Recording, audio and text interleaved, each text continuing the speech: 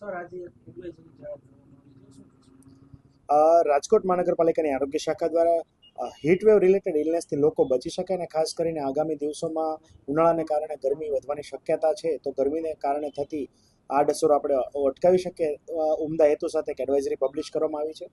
ખાસ કરીને Indian meteorological department દ્વારા હાલ જે છે ગઈકાલનું જે તાપમાન જે છે એનો પારો 36 થી 38 ડિગ્રી વચ્ચે નોંધાયેલો હતી. આગામી દિવસોમાં પણ માર્ચ મહિનામાં તાપમાનનો પારો વધવાની શક્યતા છે એ નોંધાયેલી હોય છે. ખાસ કરીને ફોરકાસ્ટ પ્રમાણે જોવા જઈએ તો આઈએમડી મુજબ ફોરકાસ્ટમાં તાપમાનનો પારો વધવાની શક્યતા હોય. લોકો જે છે એ તકેદારી અથવા જાગૃતિ કેળવાય એના માટે જે છે એડવાઇઝરી પબ્લિશ કરવામાં આવી છે.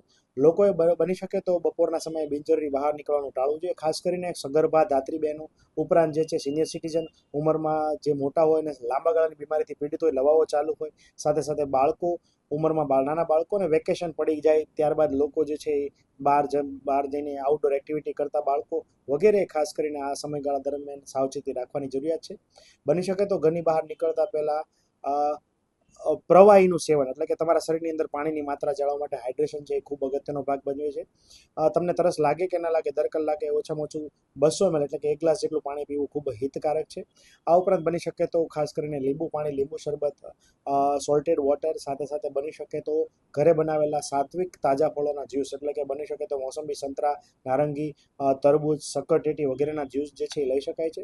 સાથે સાથે જોવા જઈએ તો લોકોએ બહારના અત્યંત ઠંડા અને અત્યંત ગળ્યા પીણા પીવાનો આગ્રહ જે છે એ રાખવો જોઈએ નહીં. સાદી સોડા જે છે એ ઘણી વખત સેવન કરી શકાય, પરંતુ અત્યંત ઠંડી અને અત્યંત ગળી સોડાઓનું સેવન પણ કરવું જોઈએ નહીં. ઉપરાંત જે છે અત્યારે શેરડીના જ્યુસ પણ જે છે હાઇજેનિક શેરડીનો જ્યુસ પણ જે છે એ લઈ શકાય છે. લોકોએ ભરપેટ ખાવાનું આરોગવાને બદલે કટકે કટકે થોડા અંતરાલે ભોજન છે આરોગવું જોઈએ. આ ઉપરાંત ખાસ કરીને લોકોએ બહાર નીકળવાનું થાય તો ટોપી, રૂમાલ વગેરે જે છે દ્વારા શરીર ઢંકાય. આ ઉપરાંત ખાસ કરીને જે આછા રંગના અને વજનમાં હળવા હોય એવા વસ્ત્રો પરિધાન કરીને જ બહાર નીકળવું જોઈએ. આ ઉપરાંત મોટાભાગની અસર જોવા જઈએ તો હીટ રિલેટેડ ઇલનેસ એટલે કે લૂ લાગવાની શક્યતા જે ખાસ કરીને આઉટડોર એક્ટિવિટી કરતા હોય તે લોકોમાં વધારે જોવા મળે છે.